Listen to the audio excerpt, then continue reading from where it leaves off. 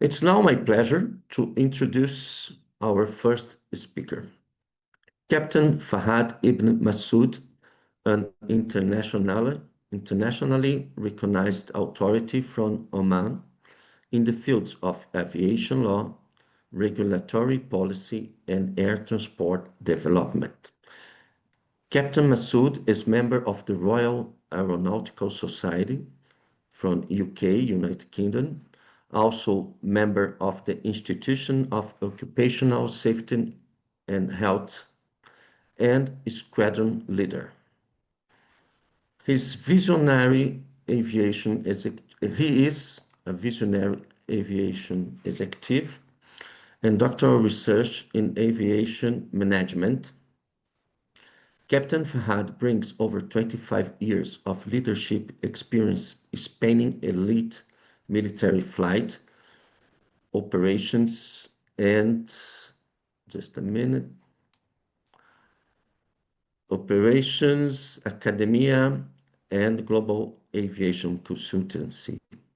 He is a CPL holder and rated flight instructor, currently serving as faculty at the Princess Sultan University in Riyadh, Saudi Arabia, and as an EASA aviation consultant with Sofima Aviation Services.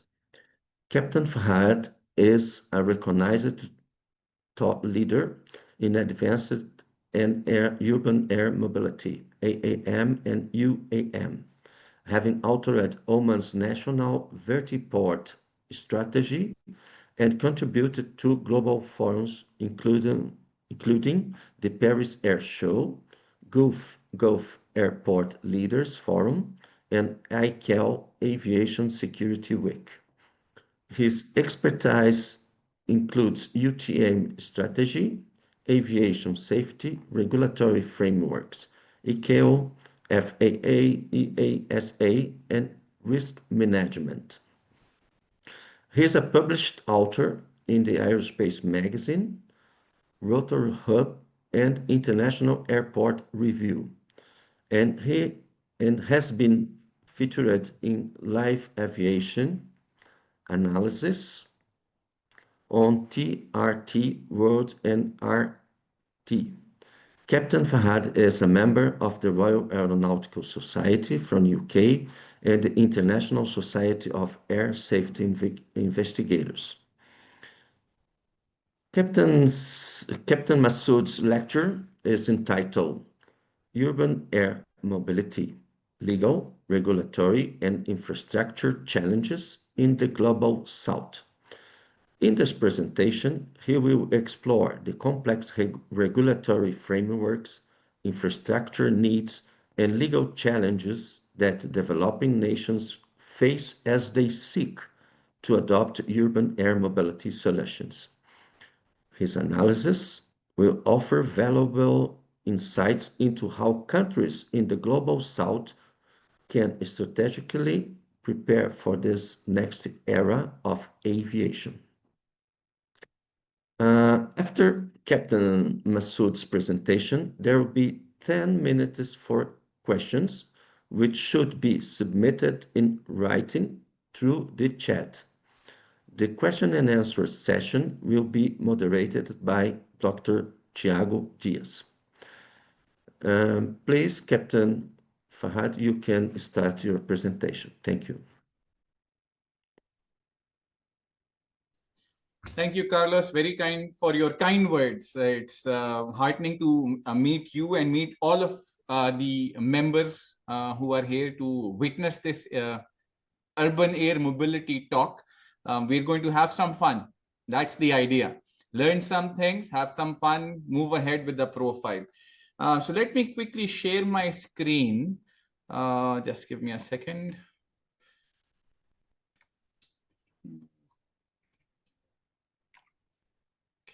This is there.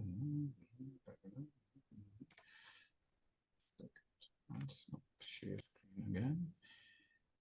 Right. I hope you guys can see my presentation slide.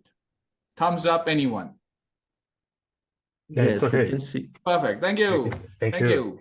All right. So the idea today is to come together and discuss a few important elements that relates to urban air mobility. So one thing to make sure, urban air mobility is UAM for short, one.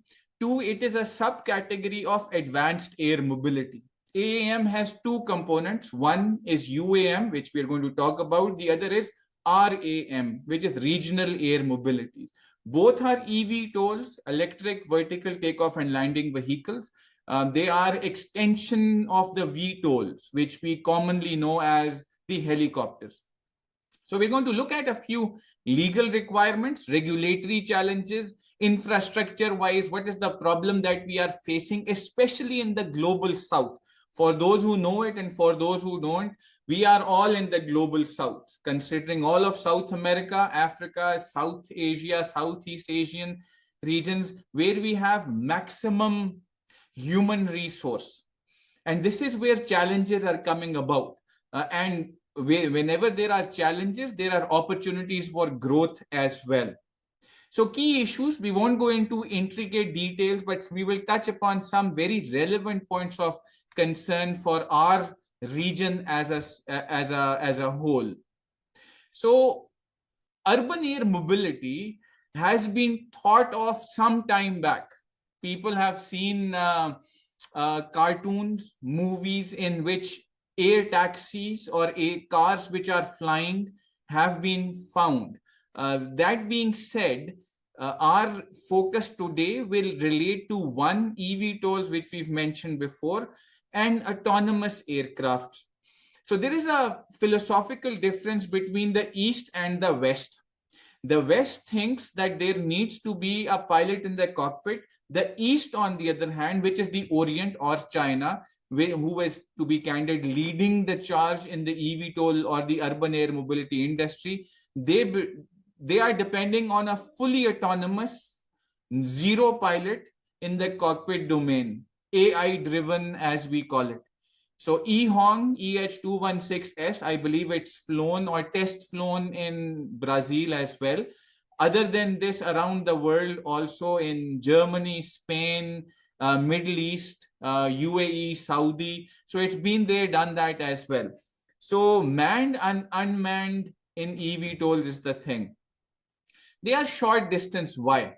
Because of battery challenges, as we were to say. So the devices which we use today, the cell phones, the mobiles, the laptops and everything, they are all having lithium ion batteries.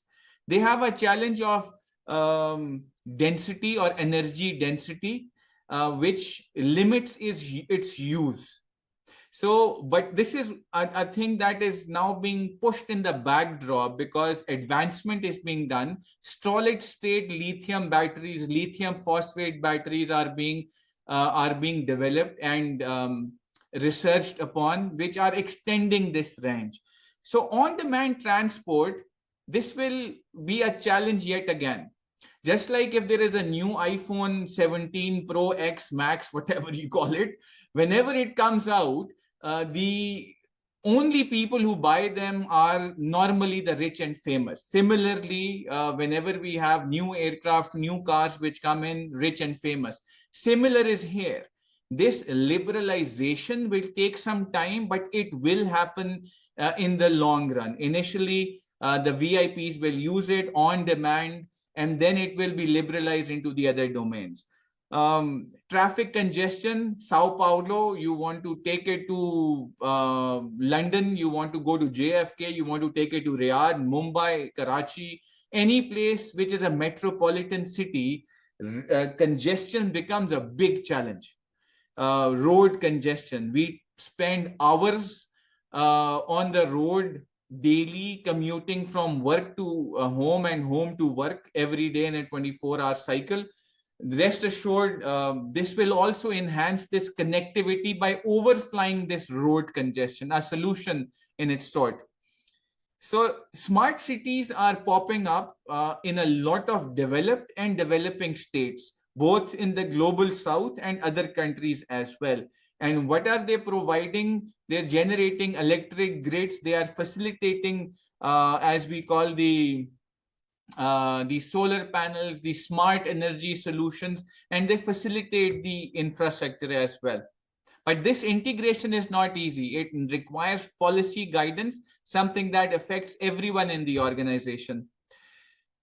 Challenges which we've already mentioned, there are legal issues which are there, regulatory which we will touch upon, and infrastructure requirements as well. So with regard to the global south, which we've already defined, let's look at a few challenges. One is urbanization. Just like any country of the world, cities are getting more populated. Hence, there is more demand for movement or commute. This UAM or urban air mobility vehicles, which you see on the right, just as an example, and in the image here as well, they will provide and are providing solutions. And this is not going to happen 10, 15, 20 years down the line. This is right around the corner. Timeline wise, if we look at places like Saudi's timelines 2026, Dubai wants a 2025 end, which we're almost reaching, but there are hurdles which we've mentioned before and we'll mention again. UK, London is 2028 and 2030 full bore operations. Innovate 28 from FAA USA, same timeline. So it's not too far away. It's going to bring in a lot of solutions for urban mobility, especially regional air mobility being put aside for now. So money makes the mayor go. There is no questions asked there. These startup companies or companies which are being backed by governments, they require money. Finance is one of the biggest challenges that come across, no matter the developing global south or the developed world as well. But not to mention, they provide a lot of opportunities. Wherever there are challenges, there are pluses, there are opportunities and options to grow as well. Road congestion, just imagine if there is a commute within Sao Paulo, and we have 100 cars on the road, each car has 4 people, you are stuck for 1 hour every route. So this is 400 hours of 400 man hours lost straightforward.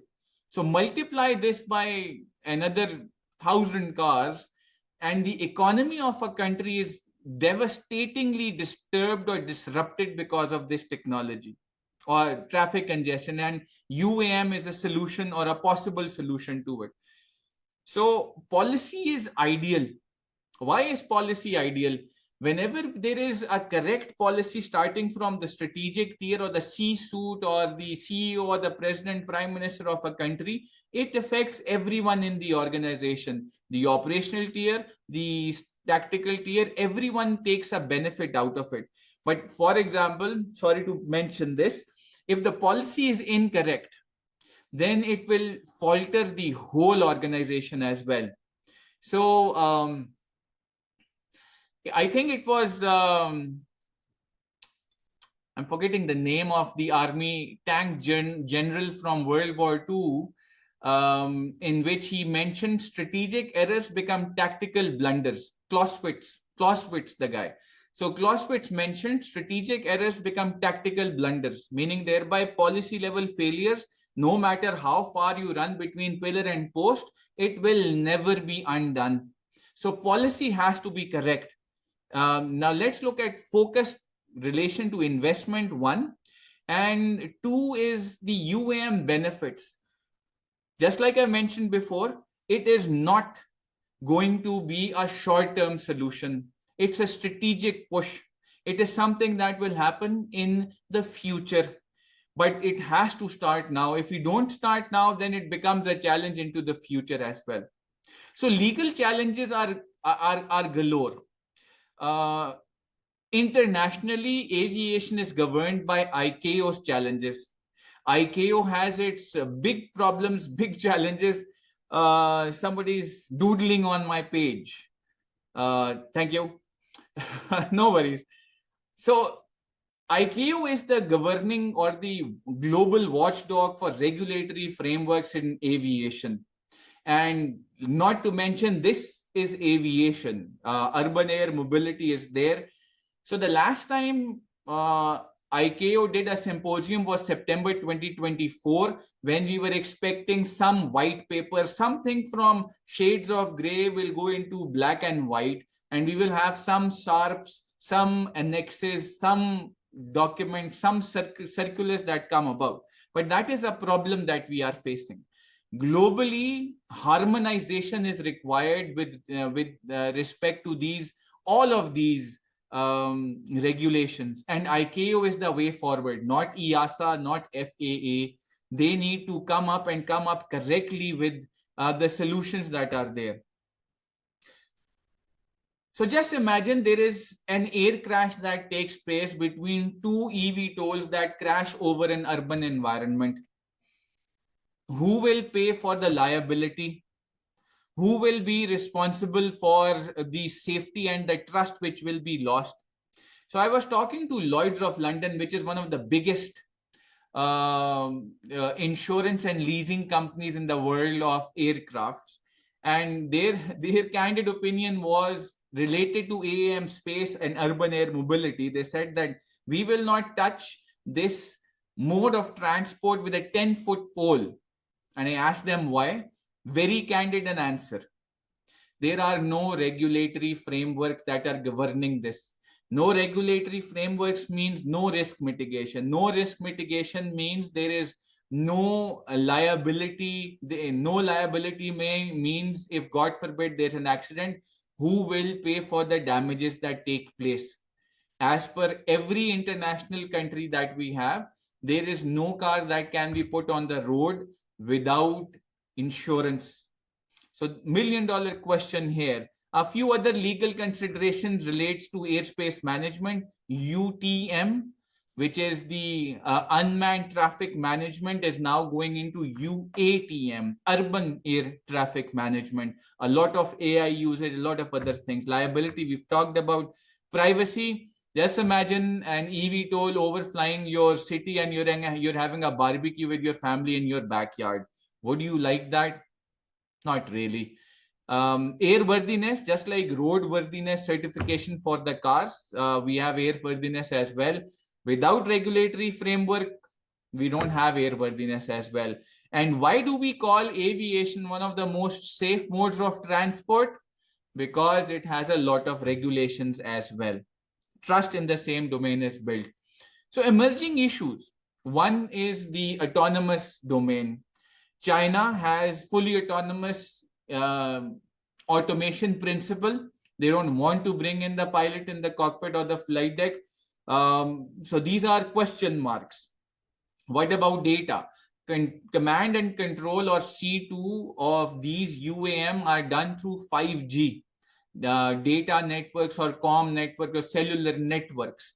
Someone can hack into it, probable. How do we secure this data? How do we cybersec, make sure there are no Trojans, no worms that enter the system? Integration with existing laws. We already have a lot of regulations in aviation. How do we integrate this into the domain? It's another $1 million question. Harmonization, once again, is key. ICAO needs to come in and bring in the international collaboration where all countries, 195 members of ICAO, sit down and we discuss. And then we take it to the domain. Countries like UAE have made their own regulatory frameworks, and it's public. It is called CAR 12, which is specific advanced air mobility. China or CAAC have made their own rules. They're not harmonized. So that is where problems and challenges on the legal framework stand. Let's put a few more touches upon the same harmonization. If we are looking at ICAO, EASA on the other hand, which is European Union Aviation Safety Agency, can play a role, but ICAO has to take the biggest jump for it so that international operations take place. Policies related to ministries within a country and the NAAs, just like GCAA in UAE, GACA in Saudi, CAA, FAA, all of these need to align each other. But it again boils down to this. we need to make sure that ICAO plays the role, takes away all the ifs and buts and the shoulds and coulds and the woulds that are there. Next is protocols. Both safety risk management and security needs to be looked at and focused upon. We need to make sure that this urban air mobility does not fail from the word get go. We need to build that and build that well. These protocols will help in public acceptance, something that we'll touch upon in the future. So something we call in aviation as bilateral agreements or ASAs, air service agreements, code sharing agreements. So one country has to talk to the other country, but they cannot talk right now because there is no regulatory framework. So if they have from ICAO once again and build it up to the NAAs, which are focusing on various regulatory domains as well, they can facilitate this growth and build this in the overall picture of things. Infrastructure, one big one that comes across is the vertiport. Vertiport is similar to airports. Airports have runways, vertiports have vertipads, just like heliports have helipads. This is the common name that is being used. But the million-dollar question is, where do you place these vertiports? They need to be strategically placed so that they don't become a problem or a challenge to an already urbanized, congested road ground movement network with trams, trains, buses, and all the sort. So they need to be placed correctly in the correct place. We already have transport system working in the cities. We need to seamlessly integrate. It shouldn't be that they become a challenge point within the city, and instead of becoming a solution, they become a choke point. So charging is a big question. Teslas, Auditrons, all of these vehicles on the road require charging at various places. These charging points need to be ensured that they are widely available, but there is a challenge. They require a lot of electric energy, high tension cables, they require underground cabling. You just like a Tesla cannot be charged out of a wall socket or a 15 amp wall socket in your home. It requires specific infrastructure. Similar is valid for the UAM vehicles as well. Regulatory, we've touched upon it enough, but another question is the land management. Where do we place it? The low altitude economy, as it is known in China, is giving question marks. Do we put these vertiports on top of skyscrapers? If we want them there, then we need electric power, high tension cables, more electricity requirements, mini grids, micro grids. All of that sort will become into a nightmare for such a situation. So instead of becoming a solution, it will become a bigger challenge for the urban environment. A few focuses now. For example, the Middle East, we are looking at a lot of money being pumped in. In case of UAE, Saudi, Oman as well, a bit on the back burner, but yes.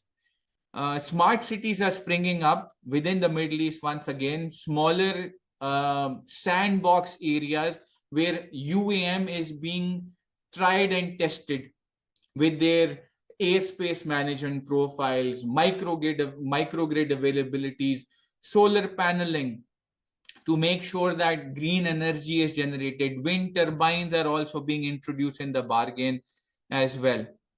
Regulations, pilot projects are there, but once again, the question mark stands on ICAO. They need to do this.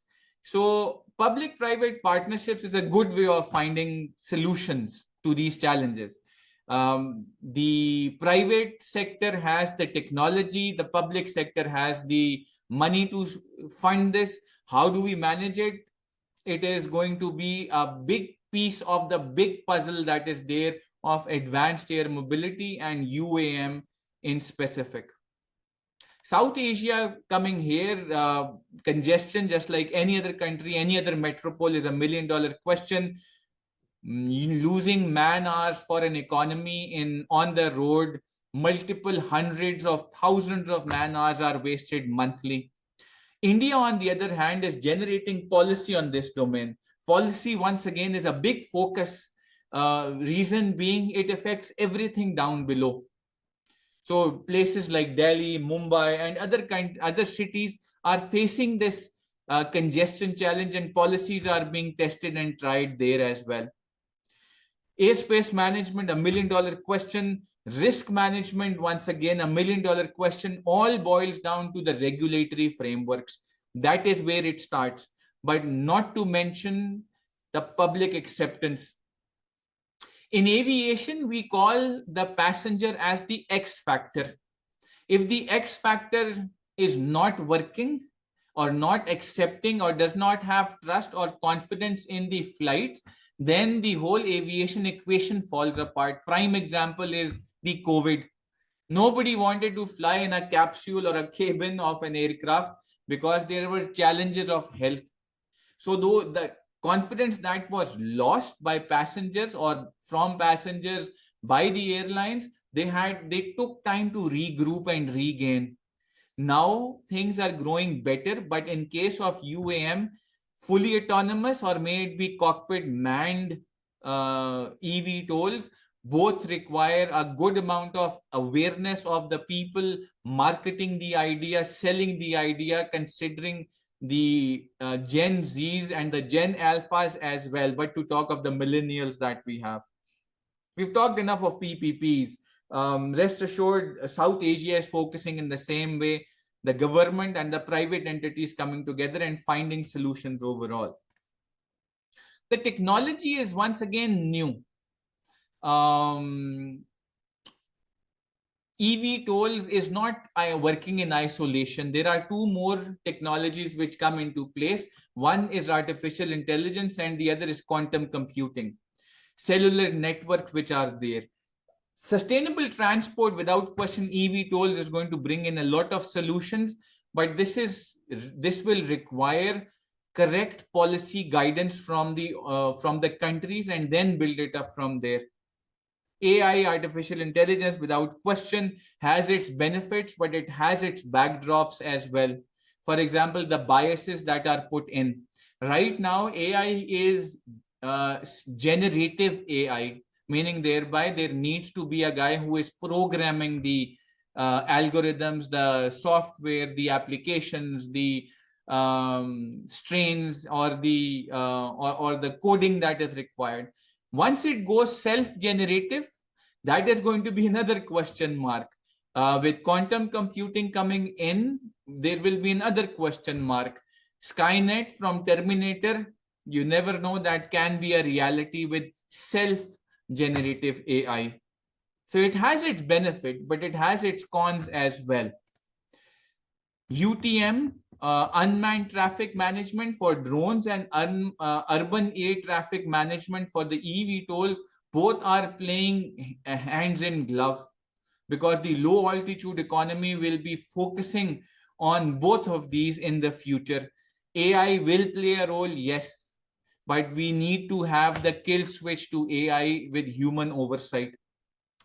Something we touched upon before, the batteries are gradually building up technology so that they're able to enhance radius of operation, one, and flight operations in the long run with regard to range of operations, time of flight extensions. Right now, 30 to 35 minutes is the maximum that a battery is able to do for an eVTOL. With advancements with the solid state lithium and lithium sulfate batteries, things are growing to about 45 to 50 minutes. It is still a long way to go. Public acceptance, something that I've touched upon, cannot say enough on this. The VTOLs that we have, helicopters, generate a lot of noise. eVTOLs, because of their multi-rotor capability and droop edges, it generates lesser noise. That's a plus point, but it still remains a concern. For example, the drones that we hear flying all over the place, may it be at events, talk shows, or concerts, they have a buzzing sound. These will have a bit more sound than that, but still communities would not want them to be overflying schools, colleges, hospitals. So it becomes a nuisance value than more than a solution. So awareness, education is the way forward. Another thing that can be done, places like Paris Air Show, Dubai Air Show, Farnborough, or other events as such, there can be demo flights within the control environment of the venue, origin to destination. Maybe a 1 minute, 2 minute hop from here to there will increase this trust and clarify misconception, gain more confidence. This is a time of social media, although I'm not on any social media other than LinkedIn. No Snapchat, no TikTok, no Instagram, no Facebook, blah, blah, blah. But the world right now, especially the global south, if not every second person is holding 2 cell phones, and they're all smart cell phones, not the old school C100 Nokias or the 3210s or the 3310s that we had earlier, or the AAM sets. So social media can really play a pivotal role. You can market the idea well, especially in the global south. Narratives need to be created, and created for the positive, not for the negative. So if we want to place a vertiport within a specific part of a city, we need to bring in the councillors or the local bodies that are there to make sure that they have the correct perception of it. The positives have to outweigh the cons. The people have to know this. And once again, this becomes crucial in the alignment of it completely. So let's look at a few investment landscapes that have taken place and are taking place internationally. It's a whopping jump that we're expecting. 2030, a big 29 billion on the global market is expected. Venture or VCs, PPPs, startups, not to mention right now where we stand today with Lilium and Volocopter, well, almost went bankrupt. So there will be a lot of acquisitions, there will be a lot of mergers, similar to what happened in the 70s and the 60s with aviation. New airlines in the 70s and 80s which came up, they had to merge, they had to be acquired, because technology is budding. It will take time to mature, and in the process we will lose a few, if not many, eVTOL companies in the process. 3P, public-private partnership, is crucial for scaling up. If we want to enhance the production capability, if we want to enhance infrastructure within a city, this is the way forward. We need to ensure that the financial sustainability is a buzzword or a buzz phrase that goes around. Returns on investment cannot be overstated, because anybody and everybody who is investing into this AAM space is not investing out of welfare. They want a return, and rest assured, the return in AAM or UAM in the global south will be long term. It's not a short term investment, and we need to look at it in the same way, keeping these case studies in mind. Something we've touched upon before, something where I have been pivotal as well, is with regard to the vertiport strategies. Vertiport strategy in Oman, where do we strategically place these UAM hubs so that they are widely available and part of the smart cities? So trials or flights have already been done by the sorts of Archer, Joby, Beta from USA, Lilium, Volocopter, which was from Germany, E-Hong from China, in the domains of UAE and Dubai, from Alan and various other places. Drone corridors from India, they are being dedicated to make sure that there is unhindered flow. This will be, remember, once it is matured, it will be high density operations and full fast tempo operations. Just like you see cars on the road bumper to bumper, it won't be this close, but it will be high tempo operations. So these corridors will require, which we've mentioned before, AI, UTM, UATM, integration of all of these to make sure we have solutions which work. NEOM is one of the up and coming projects in Saudi, and it is working. Yes, they had to downsize, right size the project because I believe it was over marketed in the initial days. But UAM is one of the go-to solutions that they're looking at in the wall, which we call as the NEOM. Paris had or tried to get this UAM or advanced air mobilities air taxis in place for the Summer Olympics. But the mayor of Paris said no, nothing doing. So they had to limit themselves to limited operations outside the city. But rest assured, it is going to happen in the future. It's not a question of if, but a question of when. Let's move into a few takeaways from my discussion. One, UAM is here to stay. It is going to work. The only requirement is that we facilitate it in the correct way. Policy guidance needs to be there. It needs to be born out of tactical level inputs, not policies in isolation. It needs to have solutions which will facilitate the greater masses. As I mentioned before, UAM will be initially for the rich and famous, but it will be liberalized in the process. May it be mass transit, bus, air taxis, or some other way. Legality, regulatory framework becomes crucial, correct amount of infrastructure, not to mention the investment required for the infrastructure. The people need to be in more knowledgeable and aware of the pros more than the cons, because that is the true reality of it, especially in the global south. Emerging economies like Brazil and all of the ones that we have in South Asia and African regions, innovation is the way forward. We have seen so many successes take place in the drone side of things. In case of last mile deliveries, medical supplies, far-flung areas which do not have road access. So this can be pivotal in case of the growing economies as well. Sustainability is of four types. We all know this. One is the financial, economic, social, and environmental. All four needs to be looked at.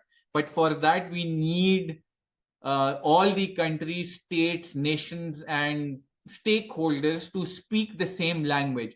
And to speak the same language, we need to have the same, well, not same, similar framework that buds out of the ICAO's annexes, as well as the SARPs that they generate. That brings me to the end of my long talk, which I didn't want to be that long. A few sources of my information before I part ways with you. I thank you for the time. I thank Carlos and your group for giving me the opportunity. I would, last but not the least, I would part ways with one statement. Strategic is the way forward, not strategy. Strategic is the way forward. The ROIs are strategic. The regulatory frameworks are strategic. The infrastructure investment is strategic. No matter how you look at it, the thing which we call UAM will not reap rewards tomorrow. It will take its due time. But the important element is it is the go-to solution that is available for any and every country, may it be the global south, may it be in South America, Africa, South Asian, Southeast Asian countries where we have maximum population and the challenges of urbanization, and with it, the urban road congestion as well. Thank you everyone for your time. I don't know if we have questions now or do we have questions later?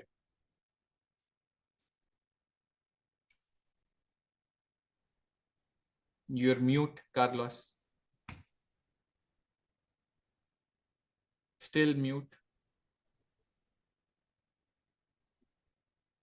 So you need to unmute your mic, Carlos.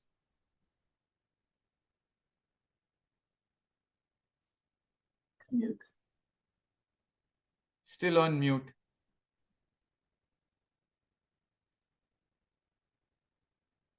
Is it something that I'm doing wrong or something? I stopped sharing my screen, but No. Thiago, can you hear me? Yes, yes. Yeah, we can Joe, hear I you. can hear you as well.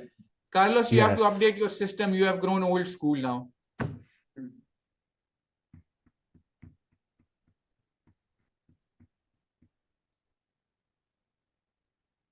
Oh, Yep. let me then make the questions. I don't know. Yeah, so we can have questions now, Thiago. It's not a Yes. problem. I'm here. Yes. First question.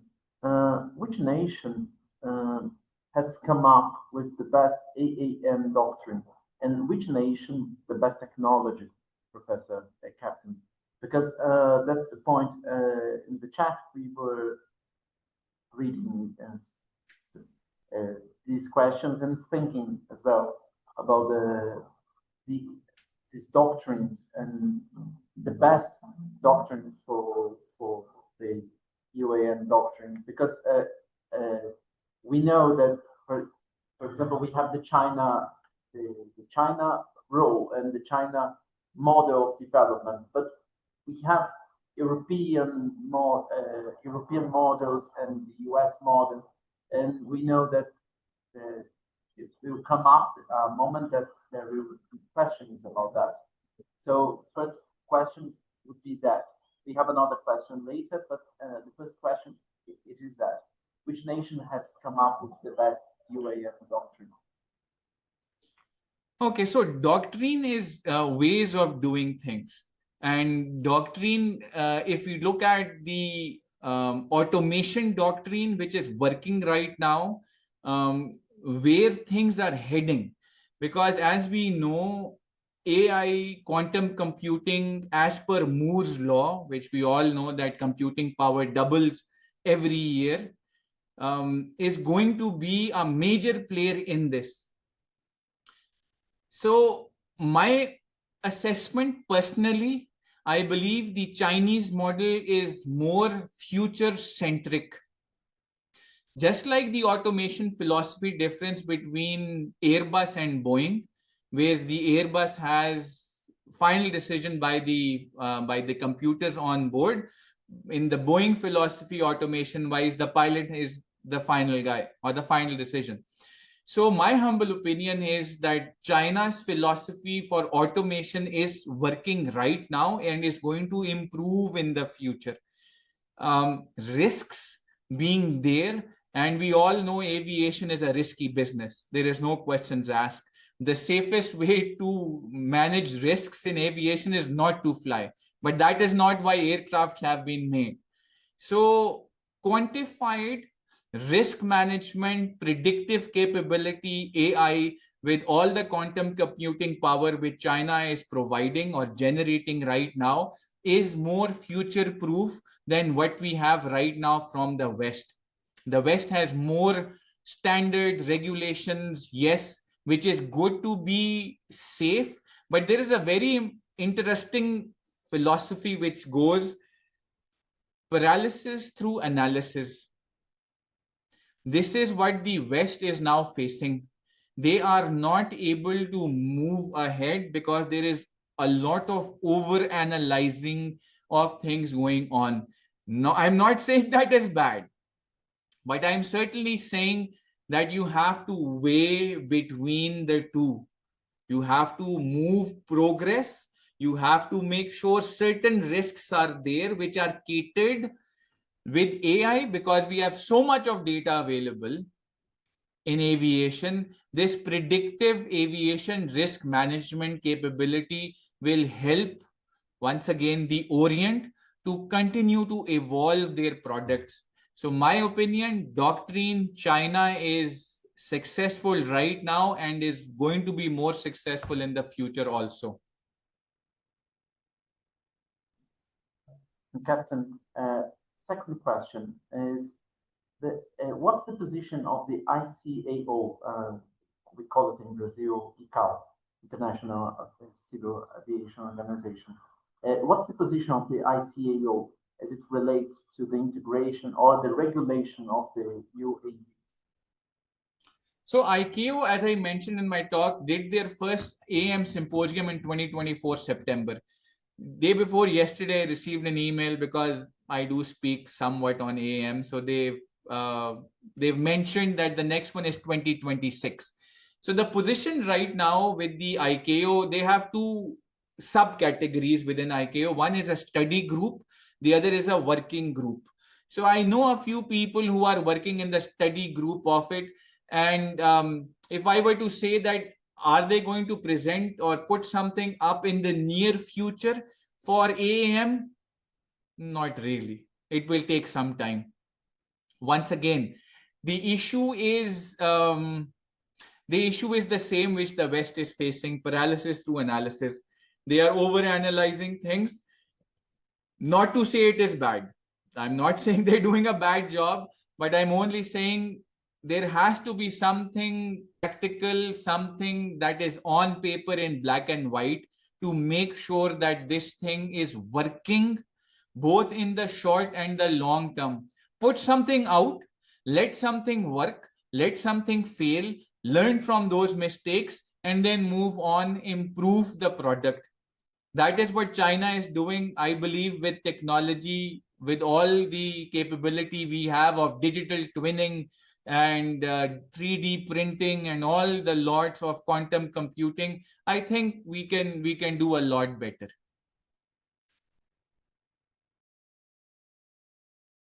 And third question is, what the environmental and cybersecurity considerations are of the,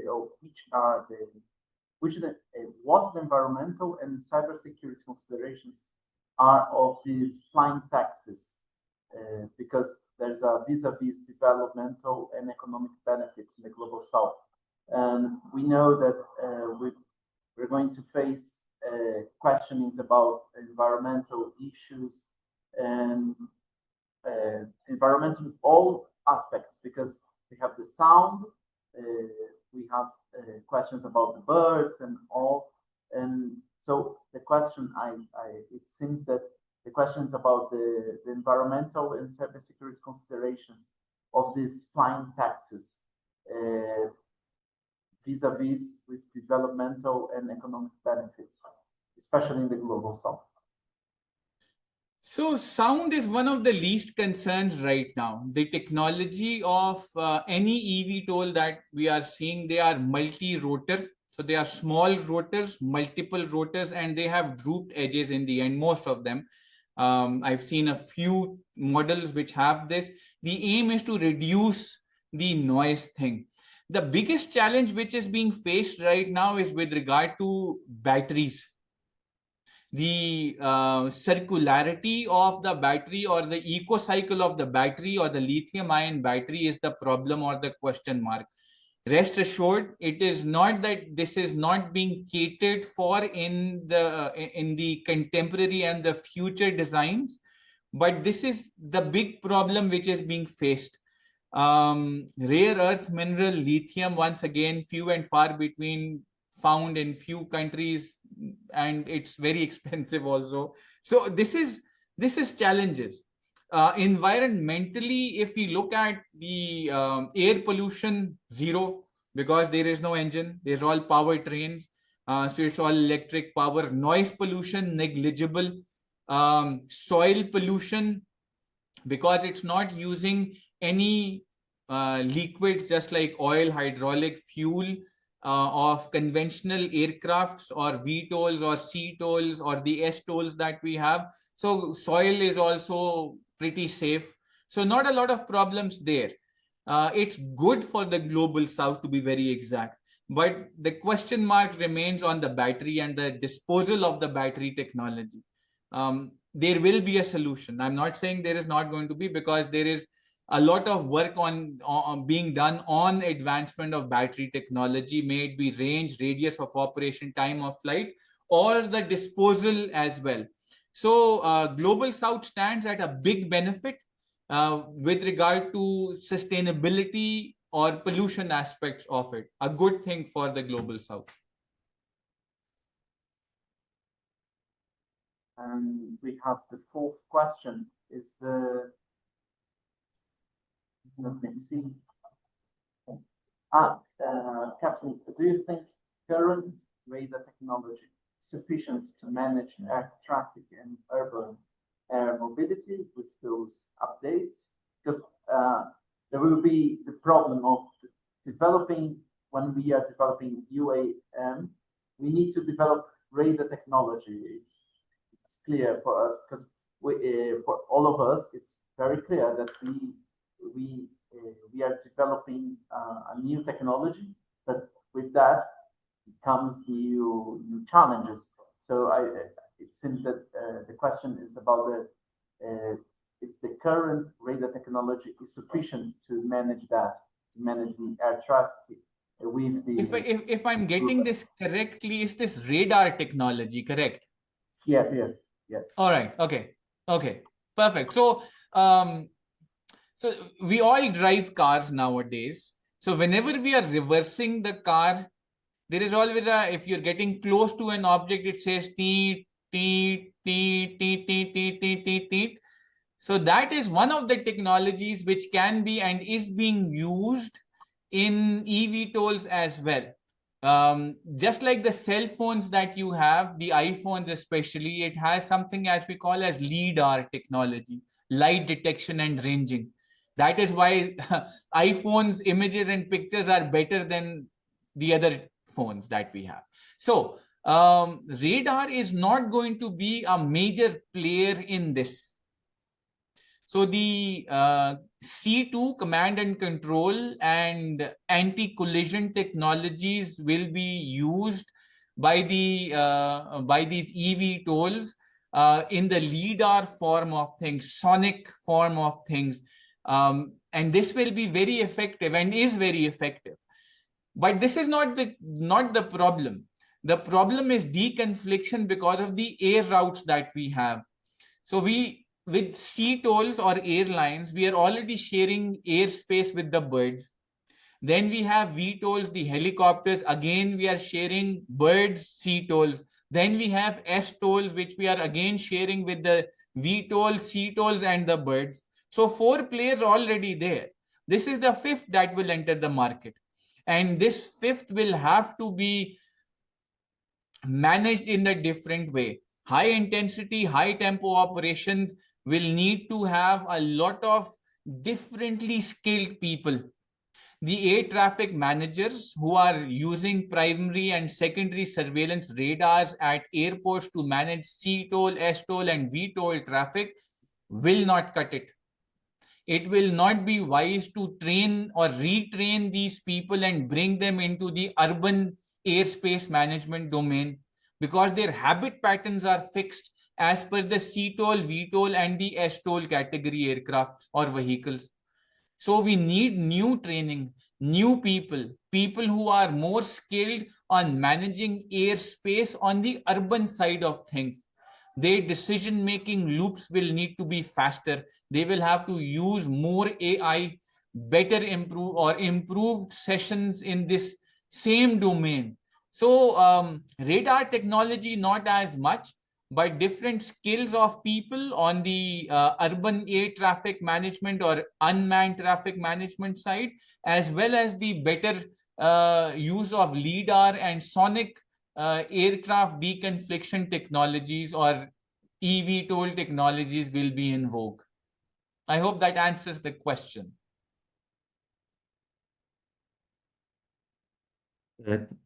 Thanks. I think it was a good answer, and because it's a new technology, it's all new, and it's very interesting to know all about it. So I wish to thank you, Captain Fahad, for sharing your expertise and It's a contributing pleasure to being here. this important global conversation. Thank you very much.